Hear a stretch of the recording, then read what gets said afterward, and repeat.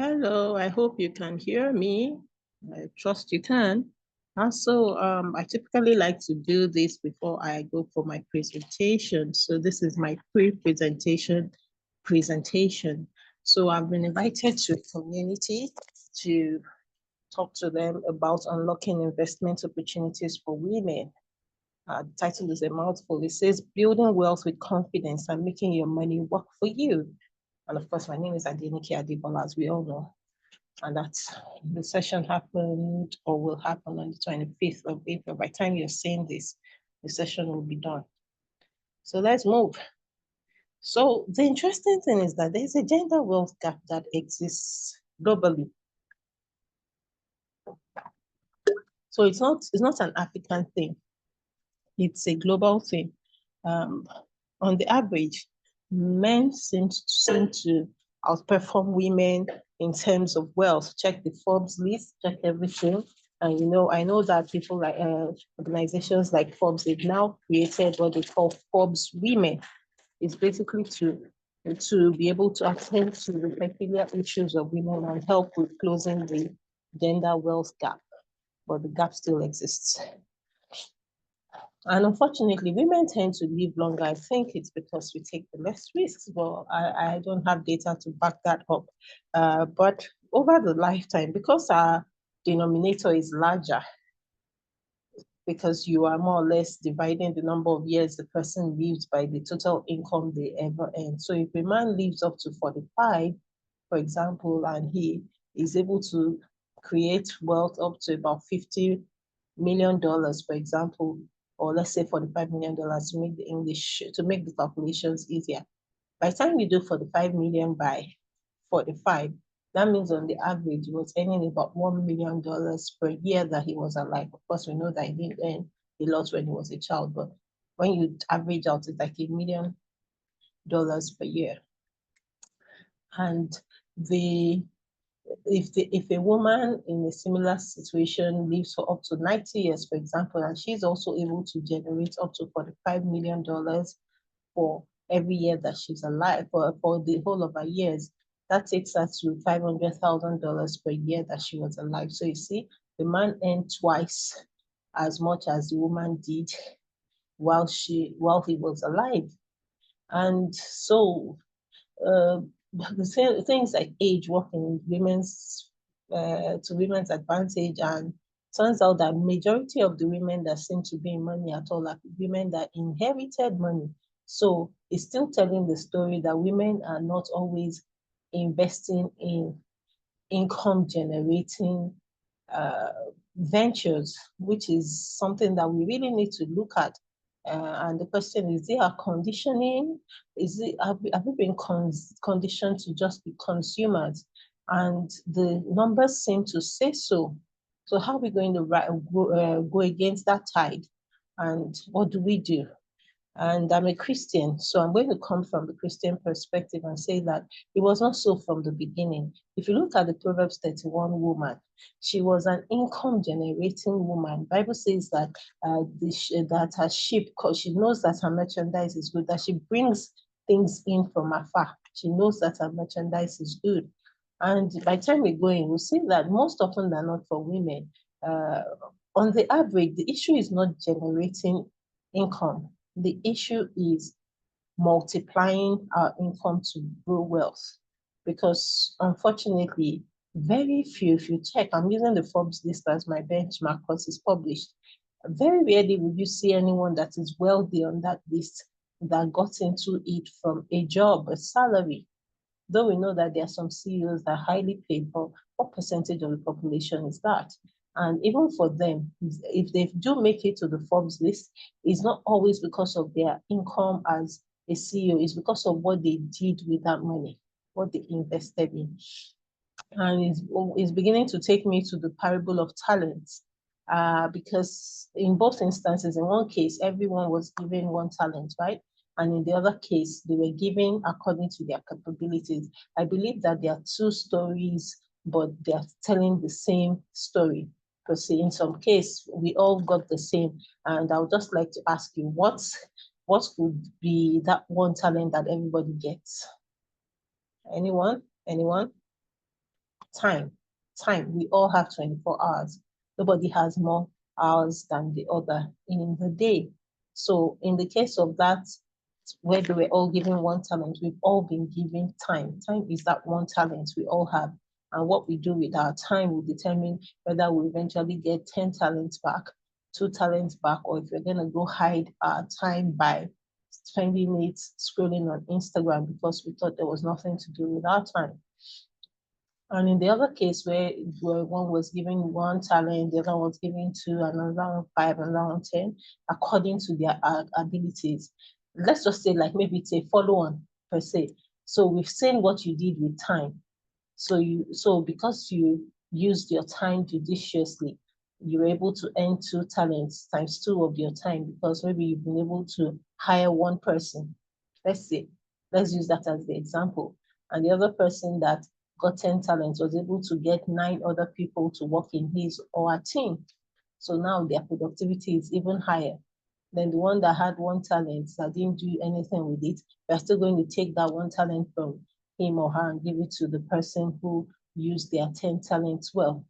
So anyway, long and short, the important thing is that one factor that's been seen that could help women increase or close the gender gap is increasing financial literacy and also independence. I remember a story I'd read. Someone had shared something about how a man was giving kudos to his wife for earning $0, but keeping the home front tight so that he has the capacity and the peace of mind to earn. And on the surface, it looks like a beautiful thing, right? But how can you as an adult not be earning anything? I'm not saying that you need to go to work, but how about you get some passive income? And we'll get into that because that's the crux of this conversation, how to get your money to work for you. But if you have $0, you don't have anything to invest, right? So, but you'll find out that even that woman that allegedly has $0 actually has something that she can put in and start earning from now. And I also like to say, as a woman, one of the things we need to work on is our mindset. Somewhere in at the back of our mind, some of us feel like we don't deserve to be wealthy.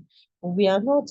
So for some of us, it's religious. From our religious background, we're told that money is a sin or something. Maybe it's been sold to us, but the Bible, which I believe in, I don't know about any other faith, says that it is the love of money that is the root of evil. But money itself is a defense. Money is a defense. But the balancing thing is that wisdom is also a defense. And the excellency of wisdom is that wisdom is able to save lives, while money is only able to defend you. Because, you hear some people say money stops nonsense. But the person that has money but is lacking in wisdom will still accept nonsense, even with their money. So let's go quickly to the next one. So on the average, for every $1 that a man earns, the woman earns 82 cents. That's statistics. It's unfortunate, but and one of the reasons is because women don't negotiate. And of course, very few people are going to tell you that until you are on the pricing yourself. And I think I'll just share a story of someone that is more or less breaking the internet, at least my own side of the internet for now. So dude comes out and says that his own mentorship program, you're going to pay 18,000 US dollars, I guess it's per month, to be able to access him and the books he's written and all of that, and more or less to give you access to his contacts. And I don't know if she's on the call today, but I know that there's someone that for a long time she used to struggle with the fact that she, in coming to meet her, you are gaining access to people. And she's a woman, of course. And I think it's a woman thing. And the day I wanted to shout hallelujah was the day she said that yes. And she agreed to the fact that she knows people is a thing of value. I wanted to shout hallelujah that day because for me it was a breakthrough moment. Because then, as in compare her, who actually has that level of value that we're talking about, and I think if you ask people to pay $18K, there are some people that will happily pay. compared to this guy who, I don't know, some people have even linked him to fraud, you know, things, but these are issues. Anyway, typically, let's not go too far. Typically, women ask for less for the same amount. I know we've been talking a lot about that, that when you whisper, the world is not going to lean in. They're going to pay you the 82 cents and they will pay the man the $1 and he will charge tax too. So only a small percentage of women actually invest. So I'm now going to take a poll. It's going to be the time when we take a poll. How many of us are active investors? Just that poll. How many of us are active investors? So let me see if I can drop the poll in here. Let me see. I think I should be able to have that ability to put polls. Yeah. Okay, so I think I need to create it from my web portal. Can I create? It's taking me out. It's taking me out of Zoom. I don't have time for that today. So anyway, so I will create a poll for the real one. So if you want to take my poll, you can actually, you'll be watching this on YouTube. So please just drop a comment and tell me yes or no. So remember, only a small percentage of women already invest compared to men. So let's assume, I'm making an assumption because I don't have, let's use 82 cents versus $1. So let's say that for every, let's say 0. For every 5 men that invest, 4 women invest. Let's also 4-to-5 ratio, right? So already only 4 out of 5. And of the 4 women that invest, women typically prioritize security over high risk growth. So that is already skewed against women in terms of numbers to start with. Then what we also invest in also matters. So the challenge women have is that we don't build wealth safely and confidently because we are not even informed. We don't have the financial literacy required. So I'm going to try to do what I can in the 1 hour, but we know obviously that it will take more than 1 hour to take you out of the mindset you have currently been in. So let's move on. So the most important thing is that we need to shift our mindsets. We need to go from a place of being afraid of taking risks. Interestingly, I'm a safety and risk engineer. And because of my skill set, I've been pulled into a lot of business risk workshops. And what I've seen is that most times on the other side of risk is opportunity. But so if you're able to quickly identify the risk, identify mitigation measures, come up with action plans, you can turn risks to opportunities. So, but what we typically do is that, oh, there's a risk there, so we avoid it, we are risk averse. But the people that make the most are people that identify the risk, understand it, identify mitigation measures, and go ahead. Those are the people that will go to the moon. They are the ones that would ask you to pay them $18,000 for mentorship, and they will say it with their full chest and they will run ads on it. A lot of us think that investing is not for us. You know, maybe you've been involved in one scam or the other, and so you're like, I beg, let me use my money to take ice cream and chop. It's good to take your ice cream and to chop, but there will come a day when now that one will finish. So what will you now go on? It is not biblical anyway for you to eat everything you earn, to chop it all. It's not a biblical thing. You're required. If you want me to go in the time of Joseph, when Joseph became prime minister, God revealed to Pharaoh, I don't know why it was Pharaoh exactly, why not Jacob, but God revealed to Pharaoh that after 7 years of plenty, 7 years of famine was coming. So they needed to save up what they from the abundance so that they will be able to tie them through the time of the lean years. And we also see from the children of Israel that in the year of Jubilee, which was the 50th year, they were not supposed to plant anything, right? Nothing. So in the 49th year, they were going to get a harvest that was going to cover for the 49th year, the 50th year when they will not do anything, and the 51st year when they will now start planting. So they will get an abundance for that was supposed to last them for 3 years. But if they squander it all, then year 50 will come. They will not have anything. There will be temptation to go and steal that land, right? And then year 51 again, you're now struggling. But there was year 49 where everything was how do I say it? Where everything was good, but then there was even before year 49, 50, and 60, in year 6. So they were supposed to till the ground also for 6 years, and the 7th year was a year of rest, and then of course the 8th year they will eat from what they had from the 6th year. So it was cyclical like that. So when you see all of these ups and downs, they are following times and seasons. And if you are able to understand times and seasons, you will know that there is a time to invest and there's a time to refrain from investing. But that's not the conversation we are having today. And then one of the other things that more or less kills that increases the gender wealth gap is that women are so into savings. You see some women, they've tied their money, they put it under their what they call it, their mattress, and then government will not change currency on you again, or you put it inside colo. And you've heard the story of somebody that after she saved all her money, her brother-in-law now came and broke the colo and stole the money.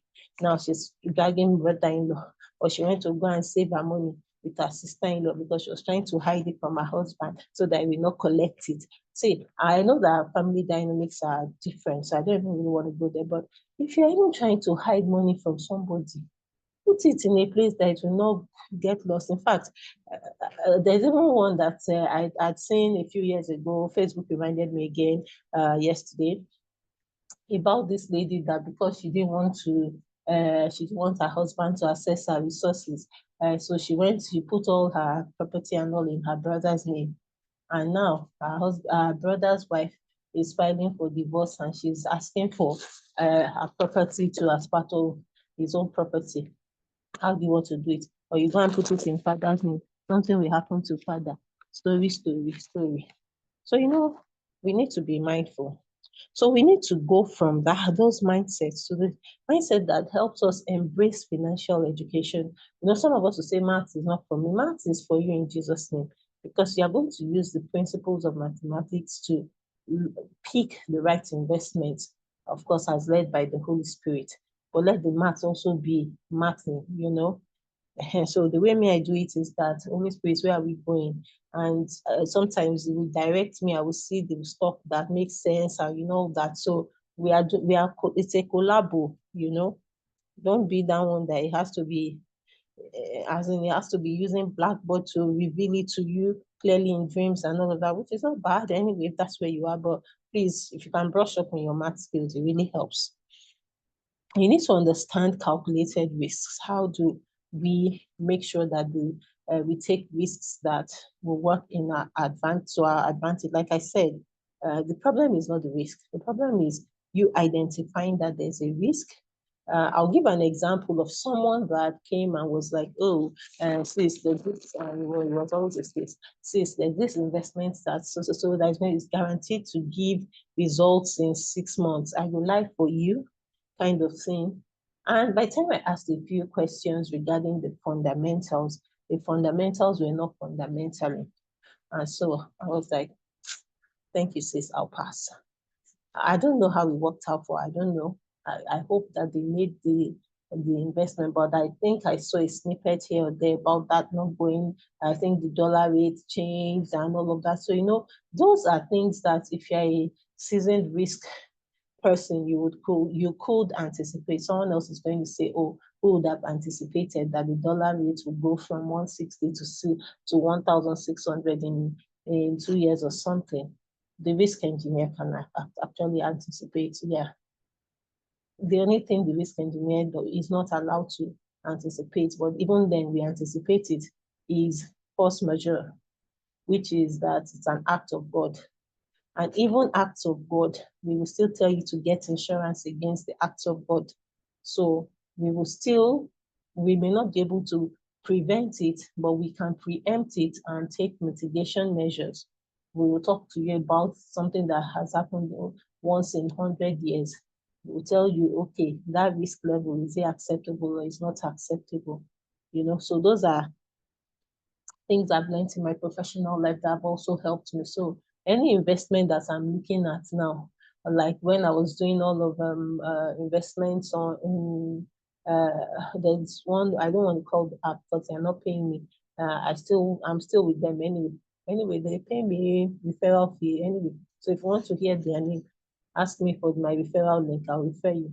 But then they used to do this. They had this investment app. You could invest. And one of the reasons why I took them, I worked with their competitor as well, whose issue was that they didn't have the mitigation measure that these people, let's call them A, had, where every investment is insured. There's an insurance company so that if anything goes bad, at least your capital is secure. So for me, that was the extra level they put in. And so even when all the investments went bad, they were not adversely affected. They stopped that portal anyway, but people were able to recover their capital versus their competitors who seem to be offering higher returns, but they didn't have that mitigation in place about ensuring the investments. So you see, those are few things, and I invested with those other ones too anyway, but thankfully I collected my money before they finally crashed. But anyway, you need to make sure that you are taking calculated risks, and there's a method to these things. But all the methods, and let me just say clearly, I'm a Christian, so that's what I'll say. I hope we're all Christians too. Is that everything, all my numbers, even if the numbers are checking, everything is looking good, I still check everything with the Holy Spirit. But having the numbers helps. That's what I'll say. Then, so we also need to learn how to put our money to work as much as possible. Don't just have lose money, stand anywhere so that somebody cannot go, please, can you send me 300K? And you just have 300K lying fallow there. I don't have 300K in any account right now. Okay, let me not say I don't have. I probably but I don't have any 300K. Yeah, let me say that. I don't have 300, no, I have. But that's because I want to use it very soon. By tomorrow, I will not have 300K in any account. That's 300,000 in whatever denomination. Yeah, I don't have except in naira. But even that 300K in naira, I want to use it. That's why I have it. So what I would typically do is that I don't have a lot of money. So even if you hack into my bank account, you waste your time. Max, you get 20K, 50K. That's what you use all your energy to steal. Anyway, so as much as possible, particularly if you know you're spent with, do a standing order. I did that. And immediately the money comes in, let's say quickly go to the places you want it to go and distribute sharply. Hmm? Let your money quickly be working for you, whatever it is you want it to do. So let's go. So what are the opportunities that are available for you as a woman? I'll start with the one that has the lowest entry barrier, which is stocks. You can get stocks for as low as 5 naira. With the so I'm going to call the name of these ones because they give me I have a referral link I can give you, but there are a lot of them. There are a lot of people.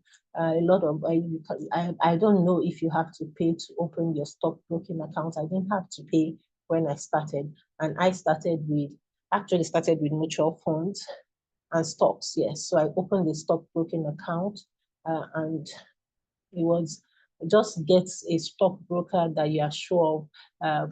Let me remember the names. I don't use them anymore. I'm trying to remember their names. That this was about how many years ago? About 21 years ago. So that's when I opened that's when I started investing in mutual funds. That was during my industrial attachment. And I was making one money that in fact, don't let me keep my stories till the end. Hopefully, we'll have time to get to stories. But anyway, I got a good place I got a good place for my industrial attachment in my 400 level. So I had some loose money, and I had a good friend who advised me that and to start investing. And I basically had good people around me. There was someone that encouraged. So I think it was my friend's boyfriend or so at the time that had encouraged us because he was working in the bank that we should start investing. So I got my stockbroking account. I started, and I think he was the one that marketed mutual funds to us, and that's how we started. And so I started investing about 21 years ago, mutual funds and stocks. And let me just tell you another stock related story. So by the time I met my now husband, then not husband, and I don't remember, I think we went for a program together that was something related with money. It was something about making, it was money related, and they mentioned some, I don't know what exactly it was they said, but we agreed that, okay, we wanted to start investing, everybody in their own name. Nobody is investing on behalf of anybody. And of course, I was the student, he was the one working, so he gave me some money and he encouraged me to buy Transcorp shares. And I bought shares in Transcorp. And for the nearly 20 years that I invested, I got my first dividend from Transcorp. I don't know if I got a dividend, but the one I now remember was a few days ago, and it was something. It was less than 1,000 naira, and I was telling my daughter, and she was like, "Wow!" So you don't always pick your stock price. We went with the hype back then, but you can do better now. There are a lot of tools that can help you. I'll talk about stock, and I'll give you one of my secrets now that I've learned with a lot of stripes. I've learned to do penny stocks only. Anything, so if you're on the Nigerian exchange, anything less than 10 naira, why do I prefer penny stocks? And that's like one of Warren Buffett's strategy, because the denominator is low. Remember I told you that your math needs to be mathing. So if it's easier to turn 5 naira to 10 naira, or sorry, 1 naira to 2 naira, than it is to turn 2 naira to 4 naira, right? So if you get a penny stock that is 1 naira 50 kobo, you found a gem if it meets all the other parameters. The other parameters I look at, I need to get the company's audited financial results, and I'm going to get the earning per share and the price to earning ratio. By the time you multiply the EPS, that's earning per share, to the price to earning PE ratio, you get the fair price of that share, of that stock. So if, for example, I'm considering stocks A, B, C, and D, all four of them are under 5 naira, for example, and I do the EPS. Let's say A is 4 naira, B is 4 naira. Let's say all of them are 4 naira, but just to make it easier. And I do the EPS times PE ratio to get the fair price. And for A, I get that it is 3.5 naira. So remember that 3.3 naira 50 kobo is under 4 naira. For B, I get it to be 2 naira 50 kobo. So it's still under. C, I get it to be 5 naira. D is 4 naira 50 kobo. What would I do? I'm going to avoid D and C because their fair prices are below what is being sold. So that means they are overpriced. The extra that is on top of them is based on investors' sentiments most times, or sometimes somebody may be cooking the books. And then another question you ask is, what if I can't get the EPS or PE ratio for a stock? I eliminate it, because all companies that are listed in the stock exchange markets are supposed to have audited results that have these numbers. So if they don't have those audited results that have those numbers, it's a red flag for me. So I eliminate them. So whatever they are, even if their prices are 0.1 naira, you see some of them, they've been on that 0.1 naira forever because they are dormant. It's not moving. So I don't have enough time for them. So you remove all those ones. So I've eliminated C and D. So I'm left with A and B. A is 3 naira 50 kobo. B is 2 naira 50 kobo. If I have a lot of money, what I will do is that I can put 70% of the amount of money I want to put in B, because B, the margin between the fair price, which is 4 naira, versus what is being traded, so it's undervalued 250. At some point, the market may correct itself, and I may get for the 2 naira 50 kobo that I invested, Imagine if it does go to 4 naira, that means I earned 1 naira 50 kobo for every 2 naira 50 kobo I invested, which gives me a 60%, what they call it, 60%, what they call that thing now, profit. Compare that to 3 naira 50 kobo and then it goes to 4 naira. I earn 0.5, that's 50 kobo for every 350. That's 1/7. The other one was 15/25, right? So that's 3/5. Yeah, so that's 60%. Versus the one that went from 3 naira 50 kobo to 4 naira, that's so I earned 0.5, so that's 1/7, which is about 14%. So compare 60% with 14%. And so, but the issue with investing in stock is that you have to be watching your numbers, you have to be watching the stock. So the other thing I do with stock is that I give myself a target that once this, let's say I bought for 2 naira 50 kobo, once it gets to 3 naira 75 kobo, that's my personal choice based on my literacy, all the knowledge I've put together. Once I get to 3 naira 75 kobo, I'm going to sell majority of the shares, about 70%. So for example, if I'm earning, if I bought at 1 naira, let's just use 1 naira to make it easier, and I'm selling at 1 naira 50 kobo, right? And let's say I bought 10. Let's say I bought 10 of the stock at 1 naira, so I spent 10 naira, right? And it's now at 1 naira 50 kobo, and I decide I want to sell off 70% of it. So that's 7 shares, 7 times 1.5. That's 10 naira 50 kobo that I've taken out, right? So I've even earned 50 kobo extra, and I still have 30%, which is 3 units left, which may continue to appreciate, right? But at least I've taken out my capital that I invested. So I now take my 10 naira 50 kobo and go and look for another penny stock to put in. And that way, the numbers are working for me.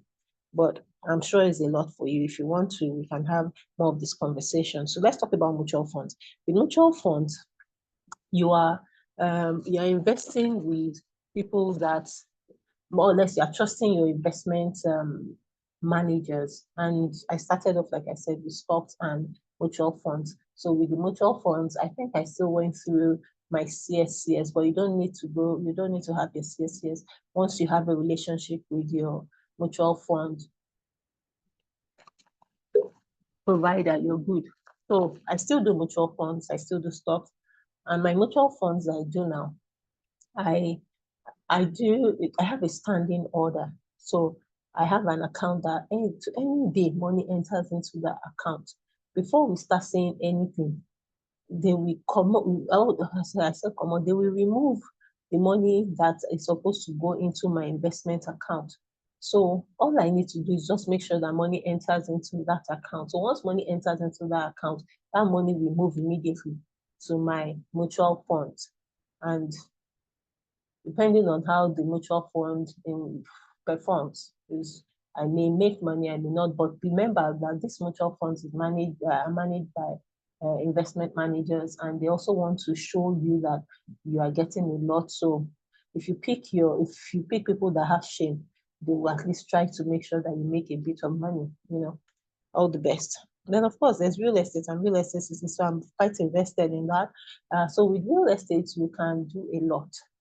You can decide to build your own home and stop renting. That's one way of you saving money, and your money is working for you. You can decide to build a home that you will rent out, but that has its own attendant issues. You can decide to build a home and use it for short lets. Some people can even use their homes for movies. Some people you can decide that you want to do shops instead, and you rent out the shops. Some people build malls, it's still all part of real estate. You can buy a cheaper house and flip it, sell it at a higher price once you clean it up. You can do a lot with real estate. But then again, I know that quite a lot of people have been hurt by real estate investments. One thing I would like to say is that you cannot outsource your due diligence. You must do due diligence. In fact, invest in due diligence if you're going to do real estate. I sell property, I sell land, I sell houses. One thing I always tell people is that one thing you must do is go for inspections. And if you are not able to go by yourself, Arrange, let somebody that you trust. Don't let them tell you that, oh, it's okay. If you come to me, I will never tell you that, oh, it's fine, this space. No, I'm pushing for you to go for that inspection. If you cannot go, then let's do virtual inspection. Ask all your questions up front. Check the documentation on that land. Confirm that the person selling to you is the right person that should sell, because money issues are still there if you are investing in Nigeria. Then you need to make sure that they are not behind in taxes. One other thing I like to talk about is if you are buying a house, for example, that is some people have lived there for a while and all, make sure that they are not owing NEPA. Make sure that it's not the third child that sold land to you that is supposed to be owned by the first child. You know, you need to do a lot of due diligence. That's the price you will pay. But if you're able to do that and you clear all of those things, you're sweet. I have been rejecting a lot of offers from people asking me to help them sell, because with individuals, by the time I ask you so many questions, you will run away. But my integrity is at stake, so I'm not going to sell. So I typically sell for for developers, people that I know that they've done the proper paperwork. There are some developers that I will never work with because I know their story, but I don't want any. I don't want any. What they call it. Uh, Litigation. So I won't call anybody's name. The only people I can vouch for now are the people I'm working with. Anybody else that you're working with, I hope that you please do your due diligence, because before I even sell as a marketer, I do my due diligence. And so I would encourage you to invest in real estate, but make sure that you are dealing with people that have integrity. Then you can do bonds, federal government bonds, basically, because and treasury bills also fall under this. Basically, it's a case of the federal government is borrowing money from you. Nigeria is owing you, for example. That's what the FGM bonds are. I don't know what it's but I did bonds a while ago. I think with a minimum of 100K back then, I was able to invest. I don't know how much it is now, but at some point I needed to use the money for something else, so I pulled out. But if you're able to find, you need to go to your bank. I think you can only get bonds from your bank, and you have to have an account with that bank. So go to your bank, go and ask your accounts officer about bonds. What bonds can you buy? So they have the primary market, which is that you are buying directly from the government. And I think there's a secondary market where somebody can sell their own bonds to you, but everything has to be done through the bank. So at least you know that. And the interest rates are decent, but they may not be as high as what you could potentially get if you're able to get that 2 naira 50 kobo stock and that chain that goes to 4 naira in 2 months. That's 60% in 2 months, right? Actually, I used to check the stock market, Nigerian stock market though. I noticed one stock that gained about, was it 50% in a month?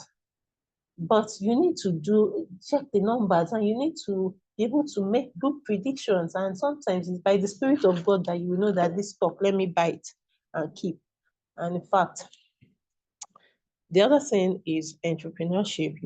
You could start a business, but we know that running businesses is not exactly easy, and maybe quite a number of us are career women. But if you have the capacity to moonlight, I run side businesses. I'm an engineer, like I said, but I also do real estate, and that's because my time can accommodate that. I'm able to make them both work somehow. But obviously, I'm not as aggressive as someone whose only job is selling real estate, for example. There are things that I cannot do right now. And also, I'm also bound by my current location. There are some things I cannot do. But, if you're able to find a business that you're able to invest in, or let's say 3 or 4 of you are able to come together, some people bring the capital, some people, of course, people of integrity, and you work together and you start a business, or you support an existing business, someone that you can see who has integrity and is looking for capital to expand, you can invest. And everybody, please get your lawyer. Don't do so. Make sure that when it's money, you people are very clear. Everything, the contracts are in place, tight. Then you can also get digital assets. I like to talk a lot about this, and I'm going to give you my own examples. So the digital assets I have, for example, On my YouTube channel, sometimes I put things on YouTube. The channel is monetized, and then it's even private. So it's only after you've paid that you can get access to it. It's not lying there, follow. And so you pay and then you get access. Um, I checked for WICAN. Before you can join WICAN, you have to pay to join the community. WICAN is a digital asset, and we have quite a number of that. I met Sister Niola on Tope Olagbegi's Circle of Influence. It is a paid, it's a group where you pay to join, and there's value. So you don't just pick it on the ground, you pay. So that's a digital asset as well. You start a YouTube channel, you're doing great, you monetize your channel, that is a digital asset. You have a great Facebook page, you've monetized your Facebook page, digital asset. Instagram handle, and let's say all you even do is just post your videos, do videos of when you travel, etc. And you are getting followers. Or TikTok. In fact, I was surprised. I started a TikTok page last year. I started it, but then I didn't set it out right. And eventually, when I hired my assistant, she started again. And so we are less than a year old. But now we have the opportunity to go live and to create a community that people can subscribe to. So those are some digital assets. You can write an ebook and people would buy. I have quite a number of ebooks. I'm going to share the links with Sister Niola, and I'm going to talk about some of them here just so that you know that these are things that I do. Those are digital assets. So they require upfront investments. So that's why your money is working for you. Because, for example, to publish a book is not free. If you want to publish, I have ISBN for 2 books at least, and I'm working on others. So those are digital assets that many years later are still paying. If you have a great voice and you are led, you can sing, or you can even do a spoken word event, something. You have a video of whatever it is you've done, and you put it on YouTube and you monetize that. So every time people are viewing, they're paying. I have friends who are gospel artists. They put their songs on YouTube. So when you stream, you are listening to it free. By the time they get to a certain number of views, YouTube is paying them. That's a digital asset when it is monetized. Then side engagements, for some of us, you have some time over the weekend. So you can run a business, for example. Or someone, for example, let me use my sister. She's based in the UK, and she was telling me that sometimes she goes to help someone who runs a business with decorating, and she gets paid for that. So that's a side engagement. So it's not her business, but she's supporting a business and getting paid. And well, I don't know if that's making your money work for you, but at least you're making the money that can work. You're using your time, which is that one talent we talked about, work for you. And sorry, the other thing I was also going to say is that, for example, if you have a digital asset, like I know about the seller platform, you have your book or whatever there, you can publish it on the affiliate network, or bring in an affiliate, and the affiliate is working for you by helping you publicize and market, and they get to get paid for doing that, and you get paid without even doing any advertising because you brought in an affiliate. Then in all that we are saying, please also plan for retirement. What shall it profit a woman after she has made 45 million? She used it all on Ashwebi. A lot of money passed to her hands, but she has used it for Ashwebi. What shall we say to these things? Let's be guided. Okay, so steps to building wealth with confidence. Number 1, like we said, educate yourself. Then be very clear on what financial goals you are trying to achieve. What are you trying to achieve? If there's no goalpost when you are playing a match, you'll be shooting aimlessly. Then have a budget. This is how much I want to invest monthly. This is how much. And then so you know that what you can afford to invest. I'm speaking with the rich aunties of this world. If I was speaking with students, I'll be saying 5K, 10K. You have 500K. It's sitting in your account and losing value. How about you, while you are thinking of what to do, go and do fixed deposit first.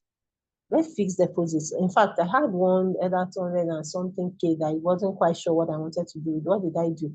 I just went to go and lock it in my Chaka wallet. I changed it to dollars. Let it not be losing value while I'm thinking of what I want to do with it. Huh? So you have 500K that maybe you just did this deal, you closed something or got a bonus at work. While you're thinking, what's the next step? Don't leave it in that account when somebody will now go and see, my leg broke, something happened. Put it somewhere, and I'll just say, for example, if you have that 500K, carry 400K, go and lock it, go and fix it first. Let's 6 months. Fix it for 6 months while you're thinking. 100K, you can use it to be doing for that Christmas, anything you want to do at least, so that you will not be pay your tithe to everything. But put something away while you're thinking. When you now figure out what you want to do, then you move forward. Then make sure you have an emergency fund. If unfortunately you lose your job today, what are we going to do? Are you going to go from that rich auntie to someone that is suddenly begging? Or can you create a buffer for 3 months, 6 months, 3 to 6 months while you're looking for that job, so that you don't collect any type of useless offer that somebody will bring to you? Remember what we said about the 6th year, the 7th year, and the 8th year. The extra that comes from the 6th year, make sure you can cover 2 years. Biblically, it's supposed to be 2 years emergency fund, though. But let's just help you say 6 months. And so make sure that all you're doing, you're able to have about 3 to 6 months emergency fund. That's a sign of a wealthy rich auntie. That's the true rich auntie. Then also make sure you start small if you need to start small. But I'm talking to big women here. But if what you can do is 10K per month, I don't believe you, but if that's what you insist on, let's start from there. There are investments you can start with 10K. Please speak with Sister Eniola and she'll reach out to me and we'll talk about it. Diversify your investments. Don't stay with only stock. You're always just looking for only that one that will go from 1 naira to 1 naira 50 kobo. No, that's a lot of time. Diversify. And one other thing I would like to say with investments is that by the time you start investing and you start telling your friends, and your friends start hearing the quality of conversations that they are coming from you and regarding investments, there are some updates that they were not sharing with you that they will suddenly start sharing. And some of my friends now will reach out, oh, I have this investment. It's not on any stock exchange, it's not anywhere. And these people, they are people with integrity. Yes, they've made losses too, yeah, because unfortunately it comes with the terrain. But by the time they come, what we do is that when they have the investments opportunity, so we don't have a group. What they do is that when maybe some tech bro or something approaches them because they're actually running a company, and they hear about these things and all because they're in that space, they're in tech space. One of them I know is into transport tech, and most times they will now just reach out to people that are their pals and they trust, and they're like, oh, guy or madam, because I'm probably one of the few madams in their circle. They reach out and they're like, we have this investment too. Minimum is, I think in some cases they're like $100K. By time I'm like, man, you guys are balling, and most of my investment friends are guys. I'm looking forward to having more investment sisters. By the time they are calling the money, I mean, these people we graduated from uni at the same time. The money they are calling is not a small money, and they tell you this is it and all. And I'm like, okay, guy, I don't have money this time. Another time, I'm like, okay, please, this is what I have. Can you collect from me and all? But they give you the updates, and by God's grace, you're able to afford, and you put some money there, and it makes sense. Huh? But as much as possible, all those ones that you don't have the fundamentals well, and all that, if you are even going to do, don't let it be more than like 20% of your budget for investment. All those high risk, high growth ones. Because the reason why I do a lot of high risk, high growth ones are because of the type of investment bodies I have. They are men, so they are more aggressive. So they are helping me break out of that female thing. But as much as possible, work with a financial advisor. I have a friend, she's female, and she's a financial advisor as well. You can pass. I don't know. I don't know if you have any financial investors, advisors in your community as well. Talk to them, have a conversation with them. And so making your money work for you, just a recap, real estate rentals, dividend paying stocks, peer-to-peer lending is another one, but at your own risk, you know. Digital products, you need to invest upfront. That's why it makes it to this list. Then affiliate marketing as well. The reason why I made it to this list is that, for example, for seller, if you want to be an affiliate marketer, and you don't want to be looking for who will add you manually, you can just join the affiliate network, because you have to pay to join the affiliate network. That's why I made it here. Otherwise, it would have just been. So when I talk about money, I usually like to talk about making money, managing money, and multiplying money. So this is the third model, which is multiplying money. So I would typically start from making money, and I have some slides that I have monetized around making money. I'll send all the links to Sister Eniola so she can share. And okay, it will soon be time for my stories.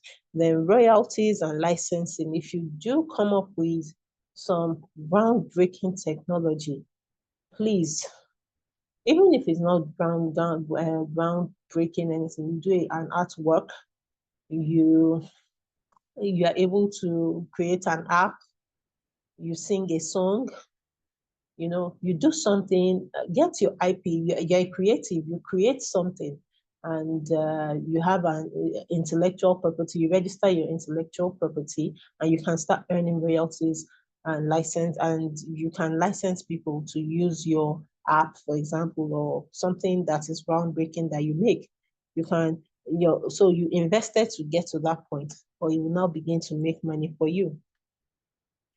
So we have to overcome the common barriers, the fear of failure. Women, failure is not a destination. Failure is a stop. The Bible says that my enemy do not rejoice over me, that though I fall 7 times, I will still rise again. So let's be mindful. The fact that you failed, and what makes it easy, when you talk about agile communities, it is that they start small. They make sure that they fail early so that they can learn from failure. So I'm an engineer, so I'll use the engineering example. We want to maybe bring in a new technology in 500 locations, and there's a project we're even working on like that. So what do we do? Are we going to just start putting on all the 500 locations? No, we pick maybe 2 or 3 difficult locations that we know that if we're able to successfully implement here, the rest will be an easy peasy walk. Then we follow through we use our regular project management, risk, everything, and we learn from our failures on those 2 or 3 facilities. And we start small. We start with 2 or 3. We learn. We have a long log of lessons learned, and then we go to, maybe after we've successfully deployed on 2 or 3 locations, we now say, okay, let's increase it to 5. We roll out on 5 of them again. We know we are still going to find issues. We find issues on those 5. We increase our log, but we've learned lessons that we've implemented from those 2 to 3 to this 5. And we continue to grow, and we continue to build until we get to the point where we become the experts. So let's not be afraid of failing. We should be failing forward. Then this issue of financial knowledge, what I would recommend, I set up a community for people. What I did was that I created a community for everything that I'm interested in. Money is one of the things I'm interested in. Career is one of the things I'm interested in. And quite a lot. So I just created a community for everything. And travel is one of the things I'm interested in. And so there's a community where I talk to people about money. But money is sensitive. So what I would like to recommend for your community is, if you can, within the community, nominate a champion, someone that would maybe choose a day where you all talk about money. And so, for example, in my community, we are currently doing a savings and investment challenge. And so today is day 15, no, not day 15, day 19. Will soon be done. It's a 21-day challenge where people we are giving steps every day. It has to do with money. We are talking investments. You have to do. So we are not just save. In my church, we actually have a WhatsApp group that is for savings. So every day you tell us what you have done. We are quite, everybody comes and you tell us your goals, we follow up with you, and this is what you're doing, and we're good. So if WICAN can do something around that, and you have maybe a dedicated day where someone comes and asks, have you saved today? Have you invested today? Or you can pick someone that will come talk to you all about a particular topic regarding money that week. Or so you pick something and then you are focused and you encourage. So because there's something my daughter always likes to talk about. There's a book, Atomic Habits. She more or less pressed my neck for us to buy it when we were at the airport. And so she was like, oh, you have to change your habits to be able to change your life. And by the way, my daughter and I, we wrote a book together. I'm going to share the link as well with Sister Eniola.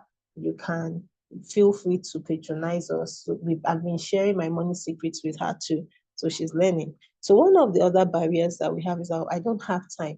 But you can create time. That time when you're stuck in traffic, you can. What I do sometimes is that when I don't drive. It's a personal decision. And besides, I'm a hazard on the road, so I don't drive. But I don't have a car either. I take the metro. And when I'm in the metro, I'm actually writing sometimes. I'm writing because my commute is like maybe 20, 25 minutes. So I write about a chapter of my book while I'm commuting. For some people, it could be that you wake up earlier, a few minutes into the, you sleep a bit later, and you invest something into the future in terms of time. Then, women, we've been given this idea that once we don't have money, we seem to be the virtuous woman. I don't know where that came from, because the virtuous woman in Proverbs 31, she had her own money. Then the other thing is that, unfortunately, in many of the female communities that we have, we don't talk a lot about money. We don't have money conversations. We don't have tough money conversations. We just skirt around money.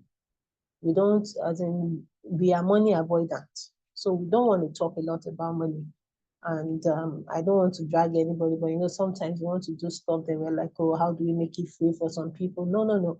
We need to confront that issue. And let me just be careful as I say confront, because let it not be that we are saying that we don't like people that don't have up to us, but we want to elevate people from where they are coming from, the mentality of we don't have enough, to when we get to the point of more than enough. May the Lord help us. And so now, story time. So I said stories of women, but I'm just going to speak of my own personal story. So I think I've already started sharing about when I started investing. How did I get the funds? I started with my internship money. Yeah. And because I've already gotten, and how did I get the knowledge? My friend's boyfriend was one. And so from there, let me think of another story for myself. So by the time I graduated, I was already, because I started investing when I was in my 400 level in the university. And almost all the investment bodies I have are from my university, and I studied engineering, so obviously I had quite a lot of male friends, and we would naturally speak about money. It was not a taboo subject for us. In fact, by the time I was graduating, I had sat and I kind of like did I say like a chart, like, okay, what if I come upon 100,000 naira? I broke it down into how I wanted to spend it. Exactly. And what if it's 1 million? So I had like a breakdown of how I want to spend my money that I did not have. I had a breakdown. And by the time I went to serve, obviously. Okay, so let me tell you a story of before I went to serve. So I started making money because I was already investing and all of that. So I had some money and I had a bank account because I needed a bank account to be paid during my internship. And so I had money kind of when I had to go and serve my no then before I went to go and serve, I think there was a an ASU strike period that my cousin had she used to travel and bring clothes back and shoes and all of that basically to sell. And I think I'd gone to visit her with my friend. My friend came to stay with me during that ASU strike because she was living outside of Lagos and she just wanted to, she didn't want to be in her state. She wanted to be in Lagos. So I think we started off with 300 level IT, but then there was now an ASU strike, so we stayed home longer. So my cousin got to meet my friend, and my friend has snapped my cousin from me. They are now bests of pals. Anyway, but that's fine. So my cousin was like, "Can you please? No, you're not doing anything now." So she started giving us clothes and all to sell for her. Zero, zero money. And by the way, I'm Jebu, so money is like what we think about. Everything is about how are we going to get paid. And everybody calls me Yalaje. So, we would, when we go and visit people, we are gisting, we're like, we have clothes for sale. So all our waka, we must sell our clothes. And we were making good sales and we'll give her back our money, we keep our own. And my friend, she didn't bother to even find work again. That's the business she continued with. Me, I'm the one that continued with engineering. We both started out in engineering, and she's gone really far. So, well, I chose the engineering path.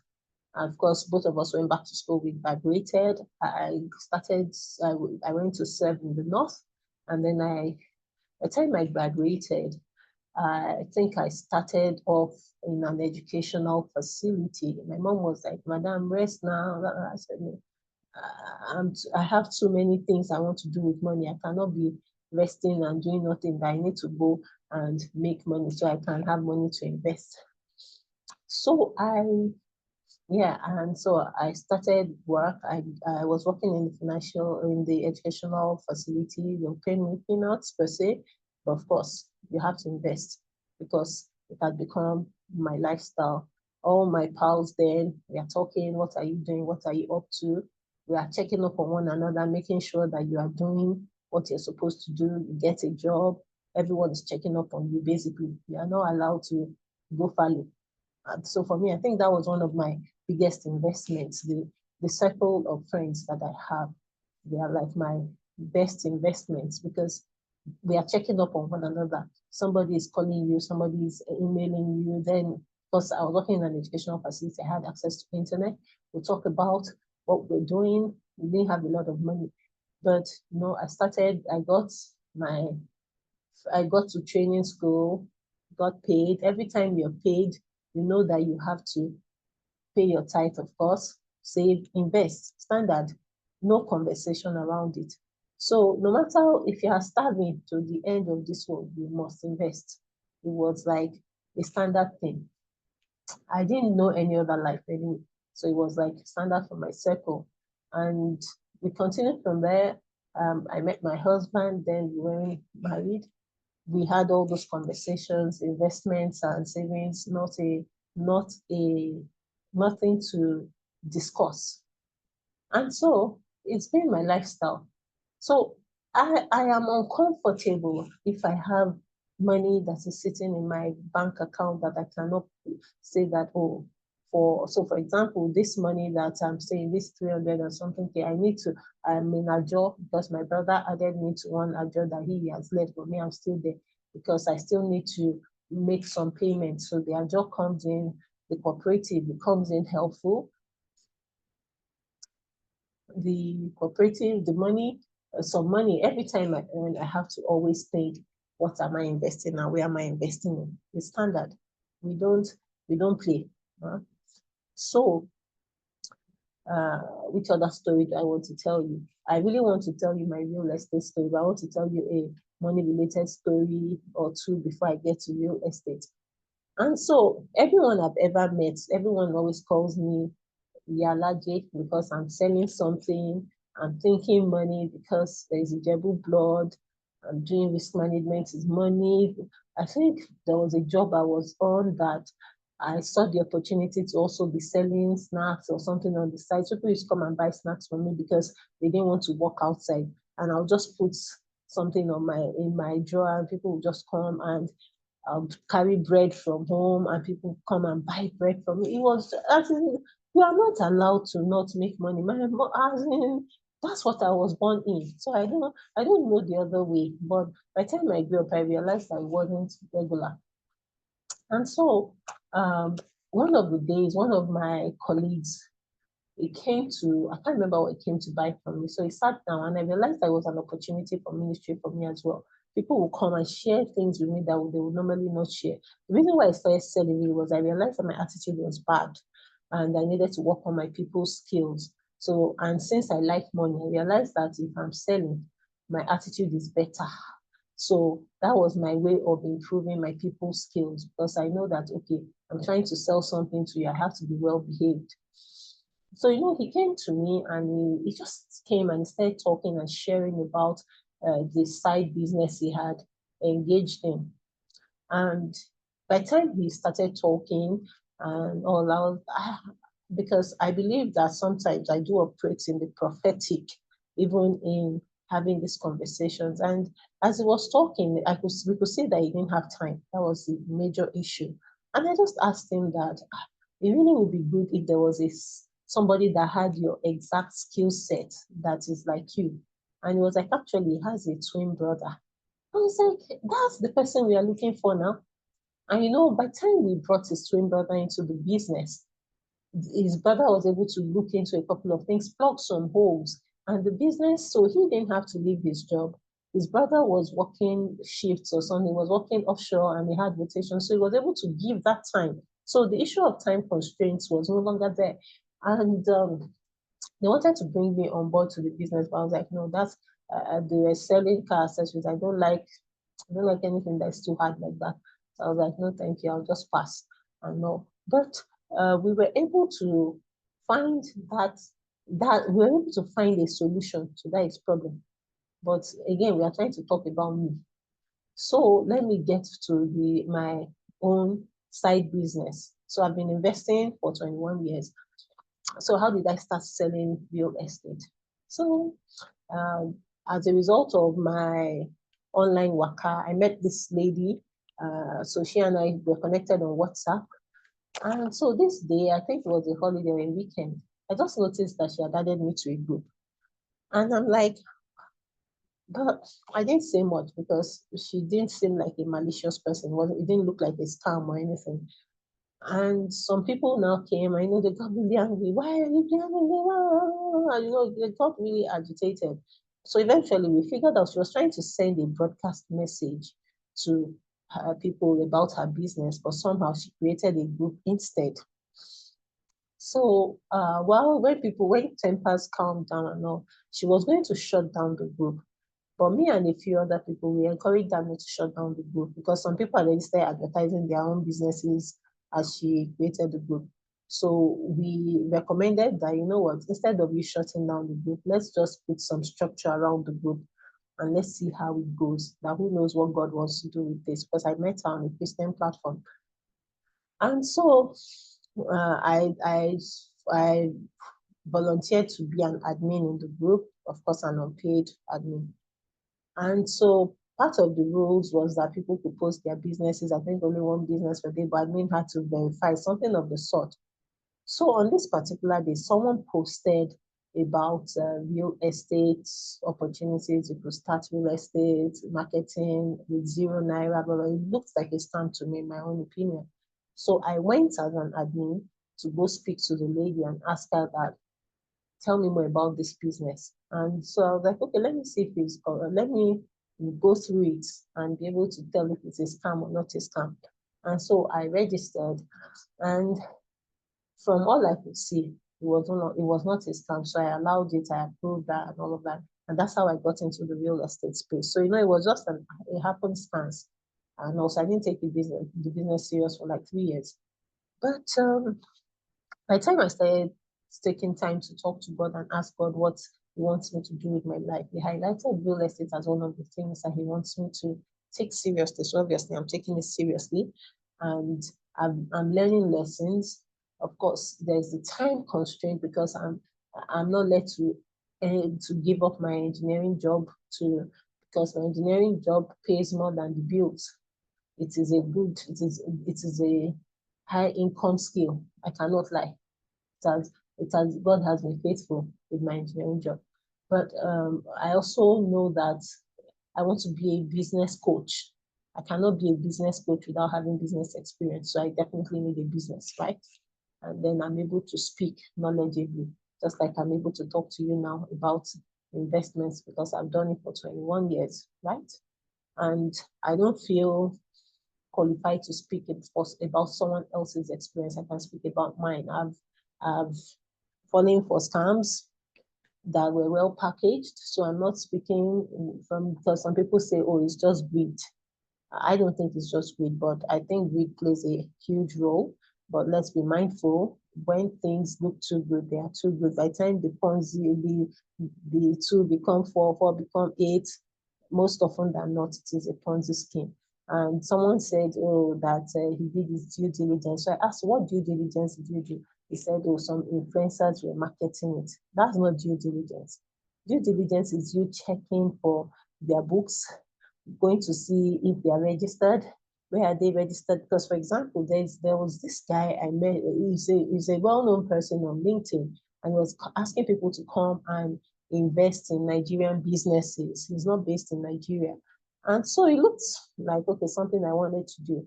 So by the time I reached out to him and I got into the whole ecosystem. And the person that was speaking to me, I now asked him that, okay, so these businesses that as in this thing I want to come and put my money in, if it fails, where is this business registered? So he says, oh, it's registered in the United States. So I said, why is it not registered in Nigeria since you're talking about Nigerian businesses? And he says they are not registered. And they were not able to show me any proof of registration in Nigeria. So I was like, if this thing goes belly up, am I going to have to travel to the United States to go and recover my money? Because I'm a risk engineer, remember. So everything, you're not just thinking of the opportunity, the upside, you're thinking of the downside too. And you're not only thinking of just the downside, you're thinking of the upside. So you're thinking on both sides. So you always have to have an exit strategy as a good investor. Any investment that you are perpetually there forever and ever, problem. Anyway, yesterday I saw some Swiss golden. I don't know if that one is a scam or not, but at least I didn't get any money back for the money I put in there. And unfortunately, I invited people. For me, that was one of the most painful ones. And when I stopped endorsing anything, because some people put in their money because I recommended it and it did get to me. So what did I do to deal with my guilty conscience?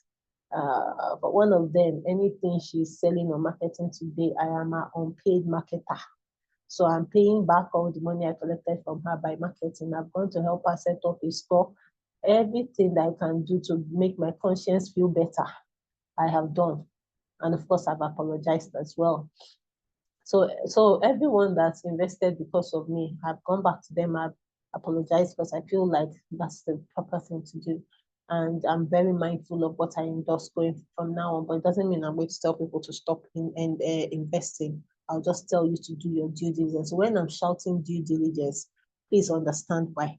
And when I'm being careful not to endorse anything, please understand why. I've endorsed the one that hooked. Oh, another one before I go. There's this farm land that I actually marketed it, but God in His mercy, nobody bought from me. Then it felt like, oh, nobody's patronizing my business. So, but I bought for myself because that was the basis on which I was able to tell people to come and buy. 1 naira we have not seen from that farmland investment. But the reason why I'm not paying is that I still have farmland. So the farmland was not a scam. But the problem was that they said they were going to help us manage the farms and that we'll be getting investment from what they invest. So when I was going in, I went in with the mindset of that even if I don't get any money, at least I have farmland and it's in my home state. That's another part of my investments philosophies. Before I invest in anywhere else, I will first of all invest in my own home state so that when they start saying that you don't belong to this land, I can say I belong to this land before I invest anywhere else. I'm not going to tell you to adopt my own philosophy, but that's my own philosophy. So it's a farmland in my home state. So they scammed me from the farm management perspective, but I still have my land with my proper papers. And I'll still like to say concerning real estate that when you're investing, some people, you feel like, oh, once land has your own, you're good. But in some states, if you don't start developing, problem, oh, problem. I'm not run into that, but I just thought I should highlight it so that it won't be as if you say, oh, Adenike said I should go and invest in real estate. Now my money don't hook. Please, oh, please. Due diligence, due diligence, due diligence. That's my major learning point. My major learning point is do due diligence, read all the fine print, check everything under. That's where our being women comes to play. It's not in avoiding the risk, but it's in understanding, taking time to study. Because yes, many times women have this intuition. We just have this thing that this is not a good thing. But sometimes it is fear speaking. But sometimes it could be your intuition. But check, dot the T's, check the I's, check everything. If it doesn't feel good, if it smells bad, avoid it. Avoid it, but don't avoid everything. Don't close your eyes. Check to see if a better one is coming. Okay. And so the investment, the tools and resources I'll recommend, my investment platforms I recommend with my full chest because I've used them for many years and they've behaved. Chaka, and they also give me referral bonus. Yeah, Chaka, PiggyVest. Those are the two that I'll always talk about. I know there are others, and anybody else that wants to talk about others, you have my permission. But these are the two me I will always put on my slides because they've come through for me. I don't use budgeting apps. My Microsoft Excel is good enough for me, but I'm sure there are budgeting apps that can help you with making sure that you know. But one thing I would say is that it's good to have all the plans on paper. Put that standing order, whatever it is that you have decided to invest in, let the money leave your account. Be seeing the money, be seeing the money leave your account as it is coming. I remember when I was paid one bonus for one real estate deal that went through. As the money was coming in, I was seeing it going out. So I'll always recommend that for your investment. So once you have determined what you want to invest in, just have a standing order. Make it automatic. Don't think about it. Let it be that you have set it up so that immediately the money enters, it goes out. And I think PiggyVest has that capability where it's automatically deduct. Then take time to read books. And I belong to this investment hub where we used to have book reviews, but now they've monetized everything. So it's not the way it is anymore. But we used to do book reviews and, somebody will read the book and summarize. So I would recommend that WICAN can set up that. It could be one of the things you do on that day you choose to have money conversations. It could be a book you're reviewing and you're sharing the tips and doing immediately. Then listen to podcasts. There are many podcasts about money. I actually started something on YouTube. I call it Money Talks. I'll share the link as well with Sister Eniola. You can subscribe whenever I'm led by the Spirit to talk about money. I will talk and I'll upload on YouTube and you can listen to it. But I'm sure there are other podcasts. I don't even have a degree in finance. I'm an engineer, but I'm just speaking from the point of an investor. And make sure you join communities. I don't like to ask people to join many communities. So that's why I'm still recommending that if we can set up something that is very focused on money, it will be helpful. I have a community that I talk about money when I have the energy and the leading to do so. You are welcome to join me if you're interested. And the call to action, identify one investment area you want to explore because we've talked a lot. So what is it? If it is real estate you want to invest in, you've met real estate to see, schedule a call. Let's talk. Okay, which one is best for you? Does real estate to see have anything that you can invest in now? Do something before the end of next week.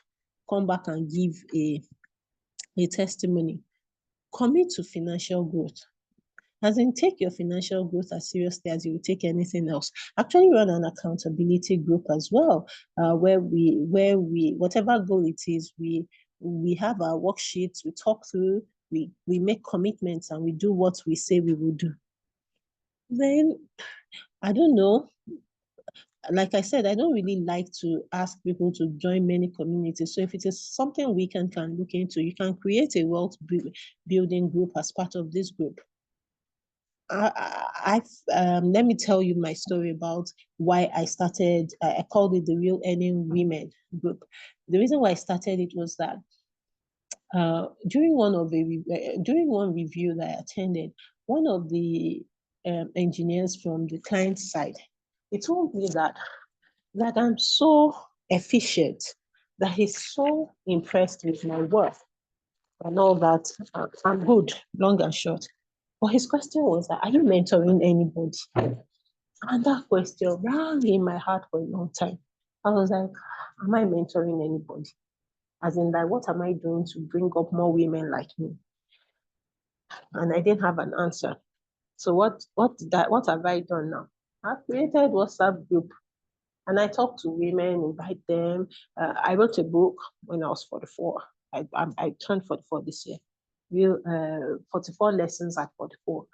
And so any woman that downloads my book, when I see she's a woman, I invite her to join my community. My own community is free for now. I don't know. I've not yet got the audacity to ask people to pay yet. And I guess it's because I've not put together the value in a way that I feel is worth paying for. But maybe it will become paid at some point. But for now, it's still free. So anyway, join those types of groups. So any questions? Something is ringing. We are essentially coming to the end of this. Questions? Any comments? Please. I don't know if we have anybody that is joining for the first time. I don't know if we can share the WICAN community link and the seller group for anybody that wants to join WICAN. And thank you for listening to me. You can connect with me. You can send me an email, cecilialestateng@gmail.com. I'm on LinkedIn as Denike Real Estate CC, Instagram at Real Estate CC. Same for Twitter, by the way. Instagram and Twitter and Threads, same. WhatsApp. This is my WhatsApp number. You're welcome to send me a message. No calls. I don't pick calls, please. No WhatsApp calls. No voice calls. Thank you. And thank you. So just a few resources, a few of the resources that I've written. I talked about my free 44 lessons at 44. It's a free resource. I'll share the link. Money Talks with AMA. Just a couple of slides I put together. I talked about making money, right? Then I put together something, the ultimate guide for first-time home buyers. This one, you pay a token. I wrote a book, Adana's Tribe. It's my first book. Then I co-wrote a book with my daughter, The Really Naughty Little Squirrel. So it's co-written with my daughter. And then I run an accountability program. You need to pay to join. And I have some worksheets that I've put together from the accountability program, basically, also paid. And that's it. Thank you for listening to me. Have a great day. Thank you, and thank you, and thank you.